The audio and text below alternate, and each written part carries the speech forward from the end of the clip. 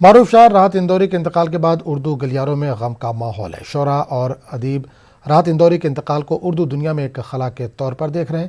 مشہور شاعر جوہر کانپوری کا کہنا ہے کہ راحت اندوری ایک ایسے شاعر تھے جو لفظوں سے کھیلتے تھے۔ راحت صاحب سے ہمارے تعلقات تقریباً 35 برسوں سے رہے۔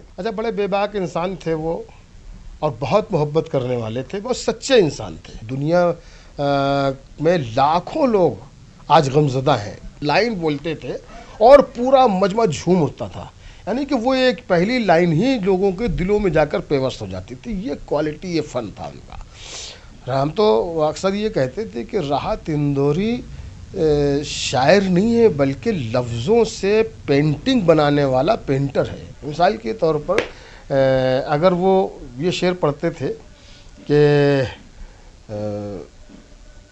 روز تاروں کو نمائش میں خلل پڑتا ہے اور چاند پاگل ہے اندھیرے میں نکل پڑتا ہے، تو جب یہ لائن پڑھتے تھے تو اس انداز میں پڑھتے تھے کہ سننے والا جو ہے اس کے سامنے پورا آسمان آ جاتا تھا۔ اتنا بڑا نقصان ہے اردو دنیا کے لیے، ساہتیہ دنیا کے لیے، ادب کے لیے، کہ جو نقصان کبھی پورا ہو ہی نہیں سکتا۔